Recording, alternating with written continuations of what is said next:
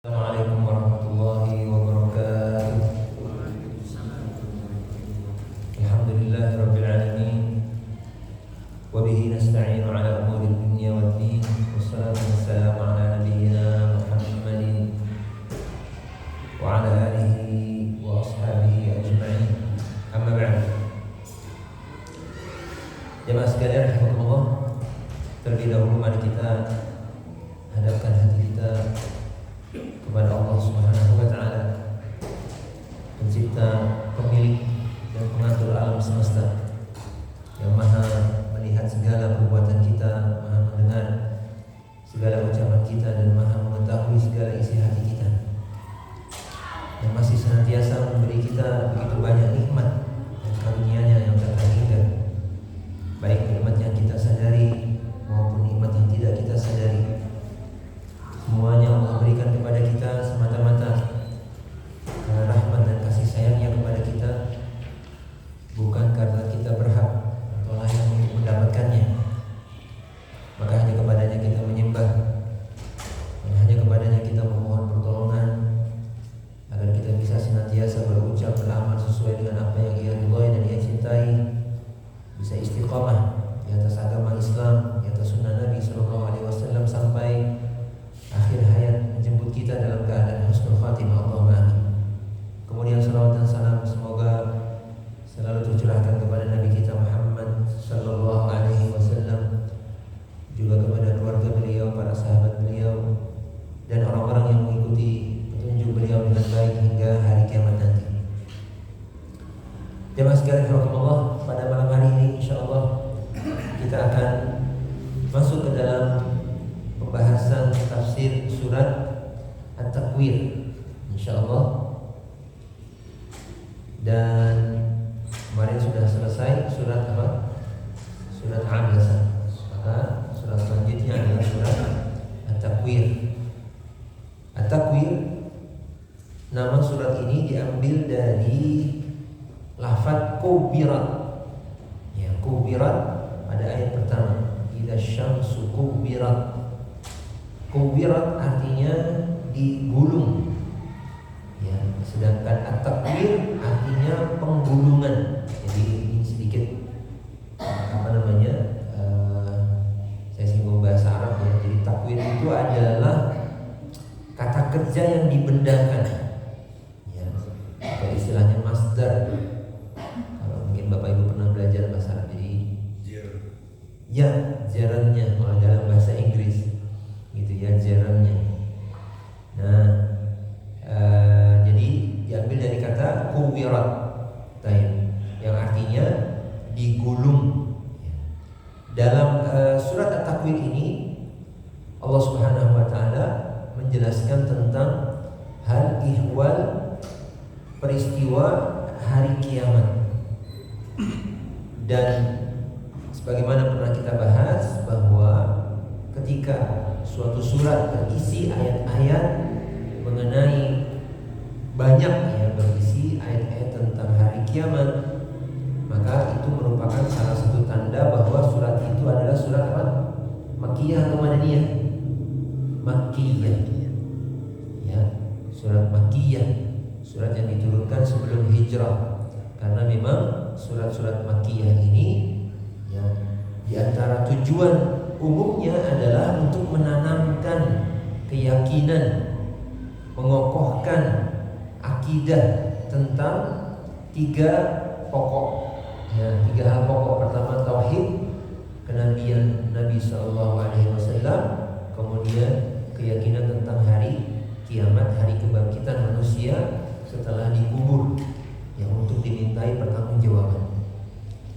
Maka jemaah sekalian rahimakumullah, Allah Subhanahu wa taala berfirman, A'udzu billahi minasy syaithanir rajim. Bismillahirrahmanirrahim. Idza syamsu kuwirat wa idzan nujumu kadarat wa idzal jibalu suyirat wa idzal 'isharu 'uttilat. Terus sampai ayat ke-14 insyaallah. Ya, ini satu kelompok ayat, ya, satu kelompok ayat di mana sekitar 12 deskripsi, 12 penggambaran yang penggambaran mengenai peristiwa yang terjadi di hari kiamat. Ya. Maka jemaah sekalian Allah, yang pertama Allah Subhanahu wa taala berfirman, "Idza syamsu kuwirat." Apabila matahari itu digulung. Digulung itu bagaimana teman? Kalau misalnya ada kata-kata begini yang tergambar dalam benak kita diapain? Di jungkir balik. Jungkir balik. Baik. Ya. Sebagian ya di sini saya bacakan tafsirnya adalah idza luffatish syamsu wa jumi'at wa tuya ba'daha 'ala ba'din fadhahaba dhaw'uha, yaitu ketika matahari digulung dan dikumpulkan dan dilipat sebagian di atas sebagian yang lain, ya, sehingga cahayanya menjadi hilang. Ya, jadi kalau misalkan kita intinya jamaah sekalian Allah, ya, peristiwa yang akan terjadi ini nggak bisa kita bayangkan secara detail ya, tapi ya kita pahami dari ayat ini. Kalau saya menggambarkan misalkan kita lagi main plastisin mungkin gitu ya, atau pakai tanah liat ya, itu diremat-remat, yang atas dibalik ke bawah ya, seperti itu ya, pokoknya hancur ya, hancur karena kan tentunya jemaah sekalian Allah, kenapa matahari bisa begitu bersinar? Karena sebenarnya di atasnya itu ada peristiwa ledakan ya, ledakan terus menerus ya, sehingga dia menghasilkan cahaya. Ini kalau ininya ya, saya pernah baca sains populernya ya, kenapa matahari bisa bercahaya seperti itu. Kenapa? Karena memang di atas permukaan itu ada sekian juta ya ledakan terjadi terus menerus ya, sehingga memancarkan cahaya. Nah ini karena kalau bayangkan saja misalkan sebab yang membuat ledakan ini terjadi itu sudah semakin melemah ya, maka tentunya akan apa? Tentunya akan ya redup ya. Dan kalau misalkan suatu benda yang panas saja, jemaah sekalian, ini saya membayangkan dengan akal pikiran saya sendiri ya, pemahaman saya. Jadi kalau misalnya barang panas itu biasanya kan lama-lama jadi rapuh, ya enggak? Kita kalau misalnya kayu saja terbakar lama, itu kan lama-lama dia rapuh. Ya. Ketika rapuh, kita tekan sedikit aja dia akan ke dalam gitu ya, hancur. Jadi mungkin gambarannya seperti itu. Ya, digulung satu sama lain, di bagian yang satu menumpuk ya, atau di seperti di sini kan tuwiyah itu artinya dilipat ya, satu bagian di atas sebagian yang lain ya, akhirnya dia menjadi rapuh ya, sehingga cahayanya juga hilang. Ini jemaah sekalian, peristiwa yang terjadi, salah satu peristiwa yang terjadi di hari kiamat. Ini kapan terjadi? Ketika tiupan sangkakala yang pertama ya, ketika alam semesta ini hancur ya, berantakan. Baik. Maka jemaah sekalian Allah ya, di sini ada sebuah hadis Rasul dari Abu Hurairah radhiyallahu anhu dari Nabi sallallahu alaihi wasallam. Beliau sallallahu alaihi wasallam bersabda, "Asy-syamsu wal qamaru mukawwarani." Ya. Bahwasanya matahari dan bulan itu akan dilipat. Ya, dilipat, digulung. Tadi ya gambarannya tadi sudah kita jelaskan ya. Kemudian yaumul qiyamah, pada hari kiamat. Maka jemaah sekalian Allah, di sini Rasulullah SAW menyebutkan matahari dan bulan. Salah satu tujuannya adalah kenapa matahari dijadikan seperti itu pada hari kiamat, supaya orang-orang yang menyembah matahari juga menyembah bulan bisa melihat sendiri bagaimana sembahan yang mereka sembah selama ini kemudian apa? Hancur. Ya, dalam sebagian hadis lain yang diriwayatkan bahwasanya nanti matahari itu akan dimasukkan ke dalam neraka. Ya, karena kan sebagaimana sembahan-sembahan selain Allah Subhanahu wa taala itu nanti akan dimasukkan ke dalam neraka. Ya, batu-batuan yang dijadikan patung-patung berhala itu juga akan dilemparkan ke dalam neraka, sehingga orang-orang para penyembah sembahan-sembahan ini ya sadar bahwasanya apa yang mereka sembah selama ini bukanlah sembahan yang benar, ya, bukanlah sembahan yang hak. Ini jemaah sekalian. Kemudian deskripsi yang kedua, peristiwa yang kedua, Allah Subhanahu wa taala berfirman, ya, wa idzan nujum kadarat, dan apabila bintang-bintang berjatuhan. In kadarat itu artinya di sini tasaqatat, ya. Jadi berjatuhan satu persatu. Ya, berjatuhan satu persatu. Berarti kalau jatuh, kata-kata jatuh ini berarti kemana jemaah? Jatuh ya ke bawah ya. Gak ada jatuh ke atas ya. Nah, sebagian ulama makanya menjelaskan bahwa bintang-bintang itu jatuhnya ke bumi, ke arah bumi. Ya.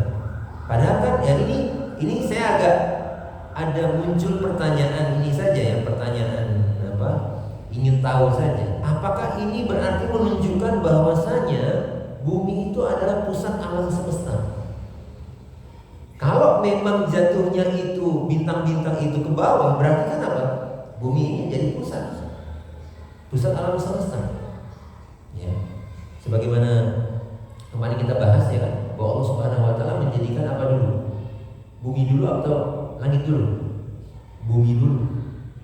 Ya, dijadikan bumi dulu, baru kemudian langitnya dibentangkan, ya. Kemudian setelah langit baru Allah Subhanahu wa taala melakukan apa?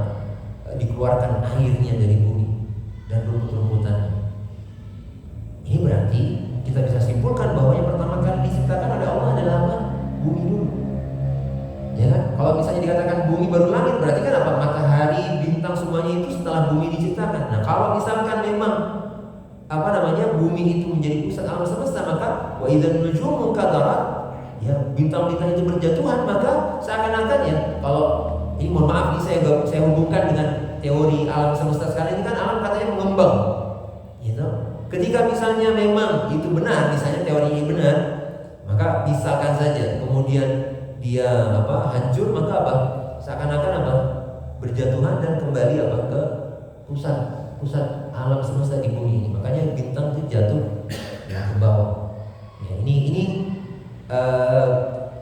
sesuatu yang tidak ditunjukkan secara langsung, secara eksplisit dalam ayat ini. Tapi pikiran kita kan bisa membayangkan, oh mungkin begini, ya.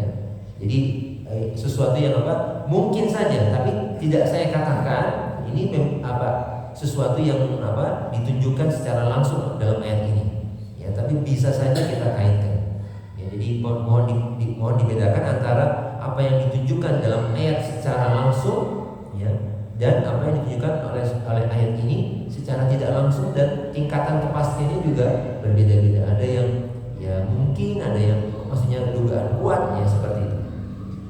Ini jemaah sekalian Allah. Yang jelas ya, peristiwa ini tentunya membuat kita khawatir.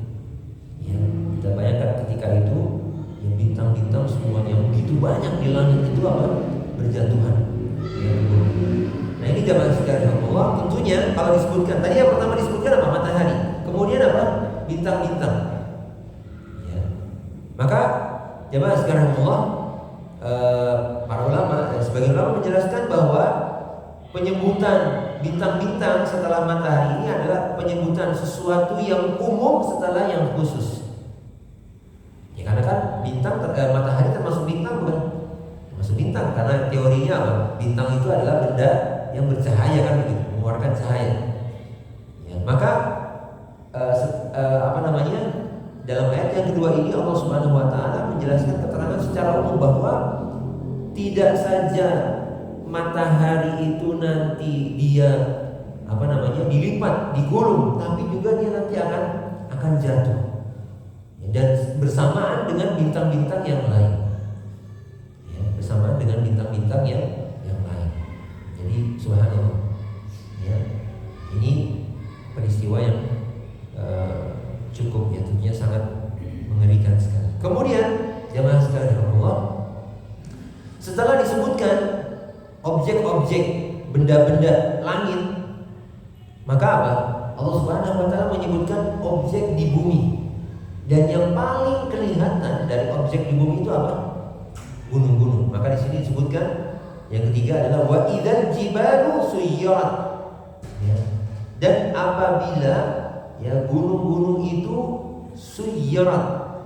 Suyirat ini maknanya apa? Dicabut kemudian diterbangkan, diperjalankan. Jadi dari kata-kata apa? Saro yasiru, itu berjalan. Suyirat itu dijadikan berjalan. Ya, dijadikan berjalan. Artinya apa? Dicabut dulu kemudian apa? Dihancurkan, dihempaskan. Ya. Ini apa namanya? Peristiwa lain yang akan terjadi pada hari kiamat. Jemaah sekalian Allah, dalam ayat lain Allah Subhanahu wa taala menjelaskan ya, wasuyiratil jibalu fakanat saraba, surat An-Naba kemarin. Ya, bahwasanya nanti gunung-gunung itu akan apa? Dicabut kemudian dihilangkan, maka seakan-akan gunung itu seperti fata morgana. Fakanat saraba. Fata morgana itu bagaimana? Dari jauh kelihatan ada, tapi ketika didekati ternyata tidak ada. Demikian juga gunung-gunung. Ya, ketika dilihat dari jauh ada gunung, tapi ketika didekati ternyata sudah hancur. Ya, sudah tidak ada di tempatnya. Nah, ini gambaran tentang apa? Tentang gunung-gunung. Padahal gunung-gunung itu sangat besar sekali, tapi akan dihancurkan oleh Allah Subhanahu wa taala. Baik. Setelah gunung, ya, objek benda mati di bumi. Maka objek lain yang disebutkan setelahnya oleh Allah Subhanahu wa taala apa? Unta. Allah Subhanahu wa taala berfirman, "Wa idzal 'isyaru 'uttilat." Ya, dan apabila unta-unta, ya di sini al-'isyar artinya apa? Unta-unta betina yang bunting 10 bulan. Jadi sudah mau melahirkan. Ya, unta betina bunting 10 bulan mau melahirkan. Ini gambaran tentang apa jemaah? Tentang hewan ternak yang apa? Berharga sekali. Ya, berharga sekali. Unta aja sudah nilainya apa? Cukup mahal. Apalagi bunting mau melahirkan. Ini berarti kan dia pemiliknya ini mau untung, ya kan? Mau dapat apa namanya? Hewan ternak yang lebih banyak. Ya.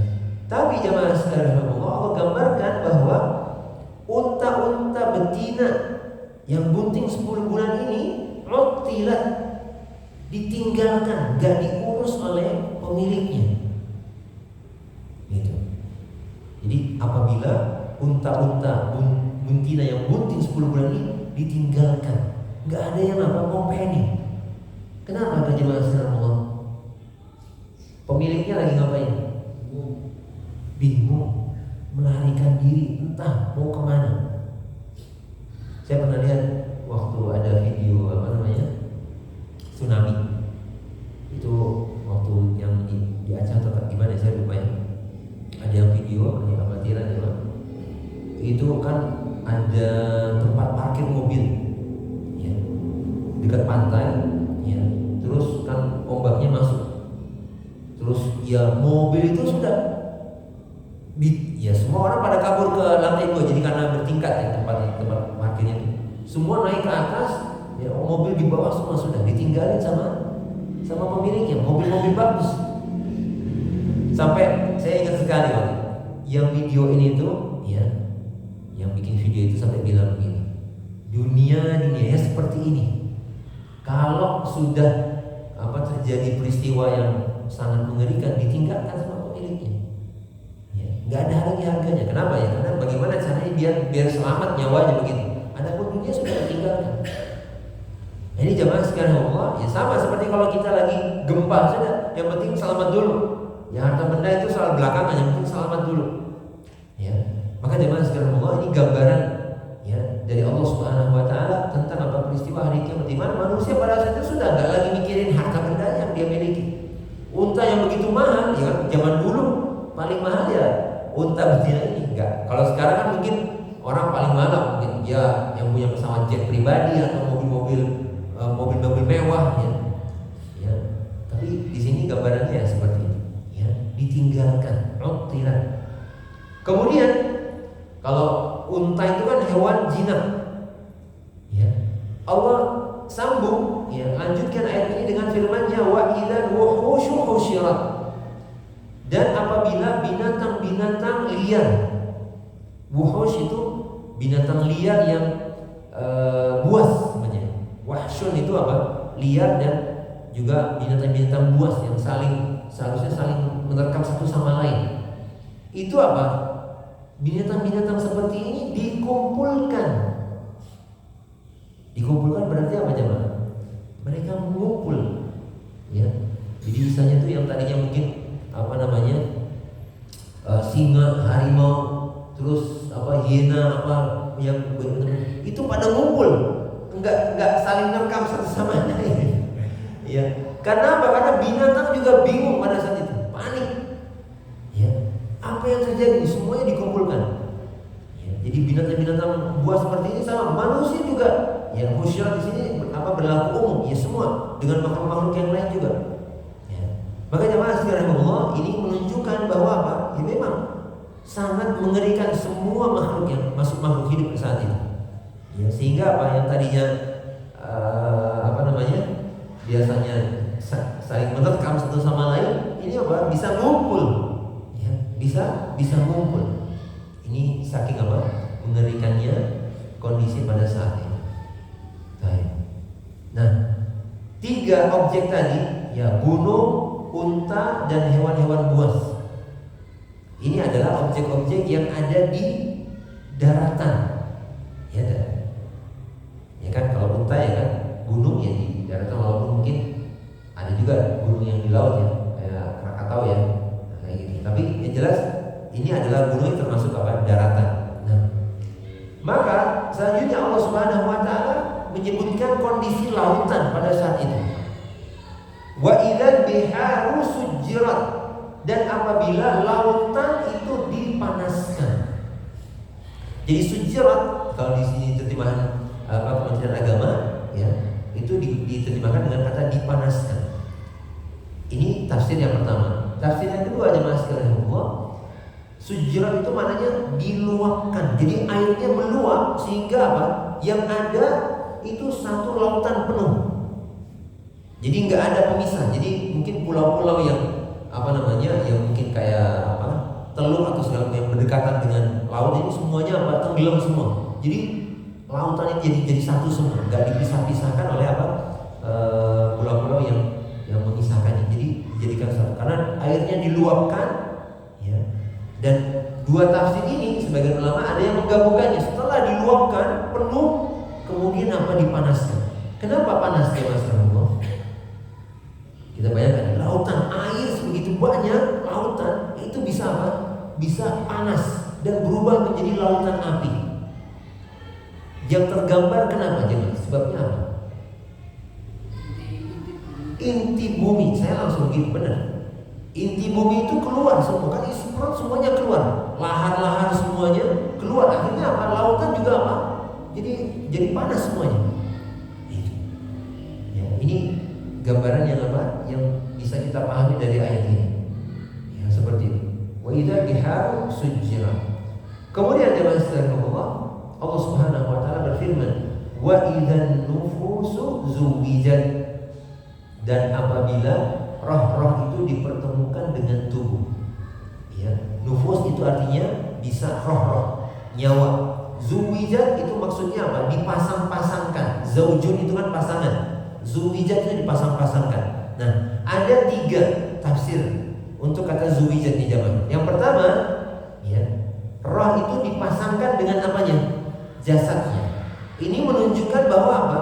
Manusia dikembalikan hidup oleh Allah Subhanahu wa taala setelah mati. Dan peristiwa ini terjadi pada tiupan sangkakala yang kedua. Ya.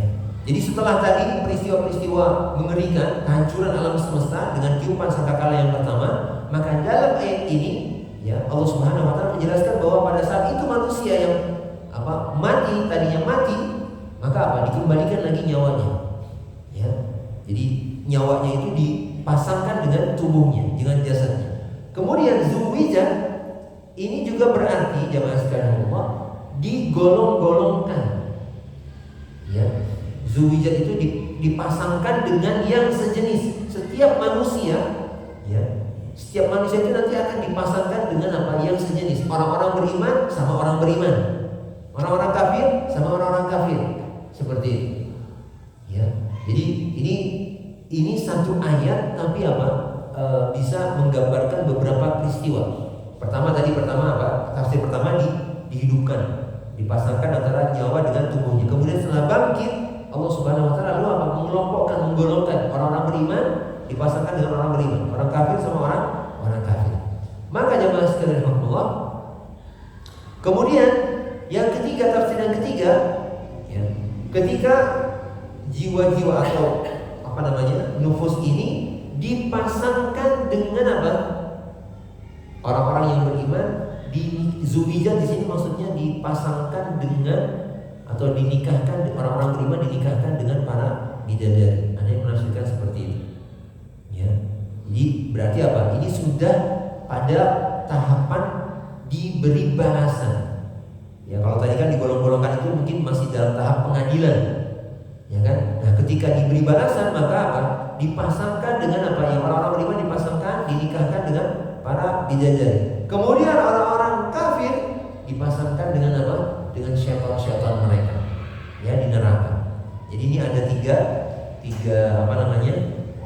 tafsir untuk kata zuwijah.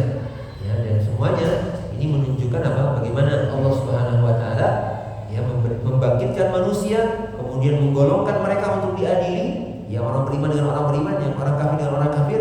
Kemudian Allah memberikan balasan kepada mereka, ya, orang beriman dinikahkan, dipasangkan dengan pasangannya, dan orang kafir dipasangkan dengan pasangan yang sesuai dengan mereka, itu syaitan. Nah, ini jamaah sekalian Allah. Kemudian ayat berikutnya Allah Subhanahu wa taala berfirman, ya, wa idzal mau'udatu su'ilat, dan apabila ya bayi-bayi perempuan yang dikubur hidup-hidup. Mau'udah itu artinya bayi. Mau'udah kan muannats ya, ada tamar butohnya ya. Berarti itu bayi perempuan yang dikubur hidup-hidup. Jadi kata-kata mau'udah dari kata wa'ada. Ya. Wa'ada itu asalnya makna asalnya itu ketika sesuatu memberatkan sesuatu yang lain. Jadi ketika dikubur, ya, ada anak perempuan. Ya, kita tahu ya, salah satu kebiasaan orang Arab ketika dapat anak perempuan mereka sedih. Kenapa? Karena mereka punya pandangan ya bahwa anak perempuan ini hanya akan membawa kesusahan dalam hidup mereka. Kenapa kok bisa begitu? Pertama, ya karena memang kalau orang Arab Quraisy dulu kan banyaknya mereka dari kalau dari penggembala, ya, mereka dapat harta itu dari perang. Ya. Kabilah-kabilah atau suku-suku yang mereka perangi, mereka rampas ya hartanya. Sementara kalau perempuan bisa perang nggak bisa, nggak ikut perang pada saat itu. Kalau ikut perang malah yang perempuan akan dijadikan tawanan. Ya. Dijadikan tawanan. Maka kalau itulah, ya, sebagian dari mereka kalau punya anak perempuan mereka sedih. Ya. Maka dikubur hidup-hidup. Ketika gambarannya mau'udah itu ketika dikubur, dimasukkan ke dalam lubang, uruk ya dengan tanah, maka ini kan dia menjadi keberatan. Ya. Yaqudu itu dari kata ada yaqudu itu atau ada yaqudu. Ya, dia menjadi terbebani dengan beban tanah urukan di atasnya sehingga kemudian dia mati pelan-pelan. Seperti ini gambaran tentang mau'udah, dan sesuatu yang Sangat mengerikannya, perbuatan yang sangat keji sekali. Ya. Dan bayi-bayi perempuan yang dikubur hidup ini apa? Akan ditanya, su'ilat, ditanya. Tanya tentang apa? Bi ayyi dzambin qutilat. Karena dosa apa dia itu dibunuh. Ini berarti apa? Fase apa nih jemaah? Ketika bayi perempuan ini dibangkitkan oleh Allah, ya kan, bisa hidup lagi, kemudian ditanya, ya, ditanya. Tentunya ketika ditanya ini kan apa? Su'ilat ditanya, berarti bayi perempuannya ditanya. Secara tidak langsung menunjukkan apa? Akan dihadirkan orang tuanya nih yang telah mengubur bayi ini hidup-hidup. Dihadirkan si bayi ini atau anak perempuan ini, bukan bayi, tapi si bayi ya. Anak perempuan ini ya dihadirkan di hadapan Allah dengan orang tuanya yang telah menguburnya hidup-hidup. Ditanya, kenapa kok dia dikubur? Dosa apa yang sudah dia lakukan sehingga dia apa? Dibunuh dengan cara yang sangat apa? Keji sekali. Ini artinya apa? Manusia pada saat itu dalam tahapan apa? Pengadilan Allah Subhanahu wa taala. Ya, dalam tahapan pengadilan Allah Subhanahu wa taala. Disebutkan di sini adalah perbuatan manusia yang sangat keji sekali. Perbuatan buruk manusia yang sangat keji sekali, kezaliman manusia yang dilakukan oleh orang tua kepada anaknya. Ini sangat apa? Sangat keji sekali. Maka kemudian Allah Subhanahu wa taala menjelaskan, wa idza suhufu nusyirat, dan apabila lembaran-lembaran catatan-catatan amal itu telah dibuka lebar-lebar. Ya. Jadi selain ditanya, ya, kenapa engkau melakukan ini, kenapa engkau melakukan itu, maka Allah Subhanahu wa taala lalu memberikan catatan amalan kepada setiap orang, dibuka lebar-lebar untuk dia baca, untuk dia lihat, ya, sebagai apa namanya? Sebagai bukti atas apa yang sudah dia lakukan selama di dunia. Nah, ini jamaah sekalian Allah. Tentunya kita tahu ya, orang yang diberi catatan amalnya itu ada dua keadaan. Diberi dari tangan, dari arah kanan atau dengan tangan kanannya, maka tanda bahwa dia akan mendapatkan kebaikan, balasan apa? Surga dari Allah Subhanahu wa taala. Sementara orang yang diberi catatan amalnya dengan tangan kiri, maka itu merupakan tanda bahwa dia akan mendapatkan hukuman dan siksaan dari Allah Subhanahu wa taala. Kemudian jemaah sekalian Allah, lalu ada peristiwa lagi nih. Nah, ini yang kalau buat saya ini agak sedikit membingungkan. Ya, kalau tadi kan kita tahu nih peristiwa alam yang hancur itu, peristiwa alam yang hancur. Kemudian ada pembangkitan lagi manusia setelah kuburnya, kemudian ada pertanggungjawaban, ya toh? Kemudian ada pemberian catatan amalan. Tapi Allah Subhanahu wa taala kemudian menjelaskan sebuah peristiwa alam lagi. Apa itu? Wa idzas samaa'u kushitat. Dan apabila langit itu dilenyapkan. Nah, ini. Langit itu dilenyapkan. Ini berarti, coba jemaah, menurut bapak-bapak nih, kira-kira peristiwa dilenyapkan langit ini setelah tiupan sangkakala pertama atau kedua? Kalau saya logisnya berdasarkan urutan peristiwa tadi, setelah tiupan sangkakala yang kedua. Ya kan, setelah manusia dibangkitkan, dimintai pertanggungjawaban, kemudian diserahi catatan amalan, maka apa? Ternyata ada peristiwa lain yang terjadi pada langit. Langit itu akan dilenyapkan.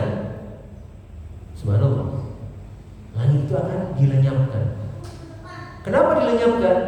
Ternyata jemaah sekalian Allah, wa idzal jahimu su'irat, dilenyapkan, kemudian diperlihatkanlah neraka. Dan ketika neraka itu dinyalakan. Jadi seakan-akan mungkin pada saat itu manusia belum melihat neraka.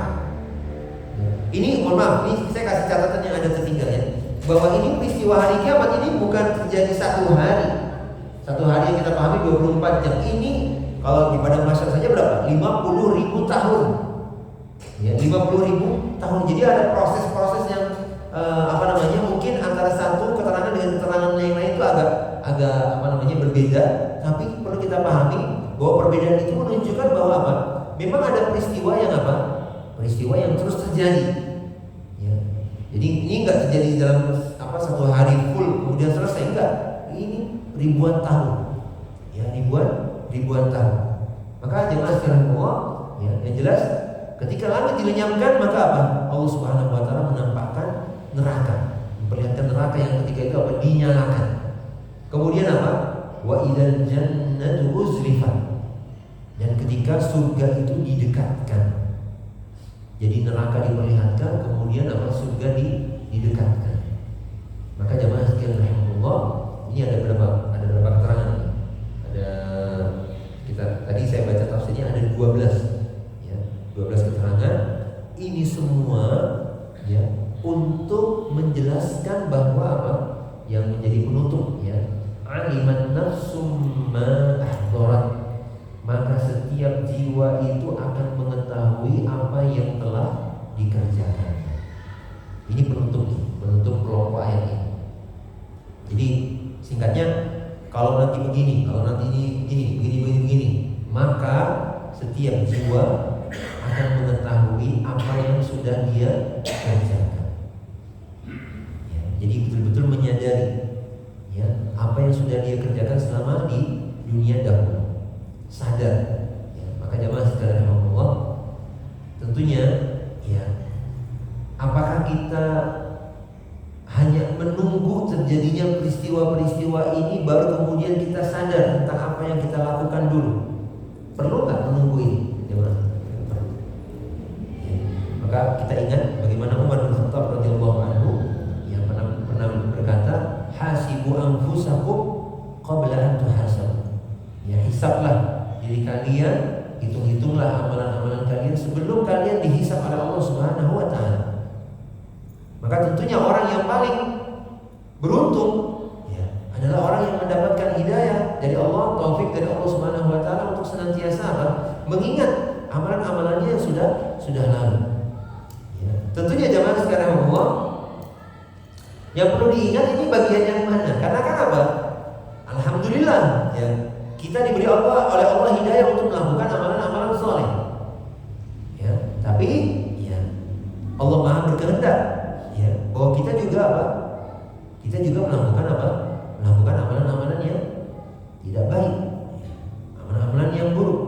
Maka yang perlu diingat apa? Jelas, yang perlu diingat dalam kepala kita, dalam hati kita adalah amalan-amalan buruk kita. Adapun amalan-amalan baik sudah kita lupakan. Karena apa? Jemaah sekalian Allah, sebagian salah mengatakan apa?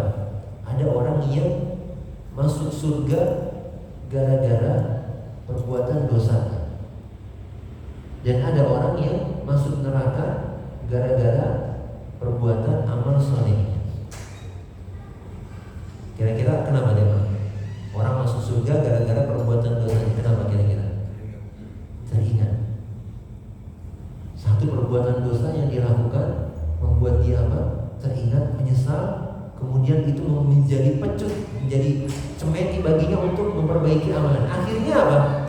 Karena teringat terus dengan perbuatan dosanya, akhirnya terpacu, termotivasi untuk banyak beramal soleh, dan Allah Subhanahu wa taala beri dia husnul khatimah. Sementara ada orang yang melakukan satu amalan ibadah, dia ingat terus, ya kemudian dia merasa ujub, akhirnya apa? Dia tidak malas untuk memperbaiki amalan, karena dia sudah merasa cukup dengan amalan-amalan solehnya. Akhirnya apa? Karena ada rasa ujub dalam hatinya, maka Allah tidak terima amalan-amalannya itu.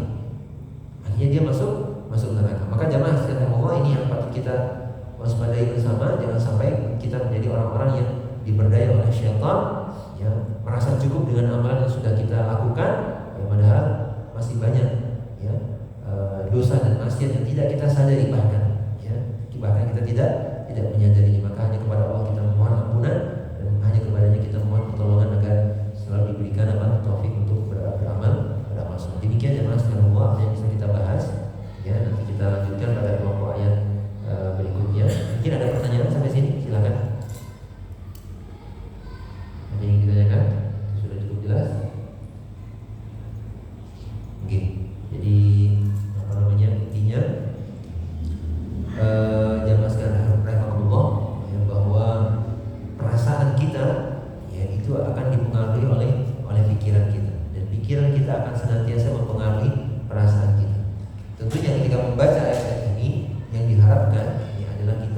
menjadi orang-orang yang takut, ya, menjadi orang-orang yang cemas. Dan ini butuh waktu, ya. Kalau mungkin saya bacakan seperti ini mungkin kita belum begitu merasakan ketakutan, ya. Tapi pada saat kita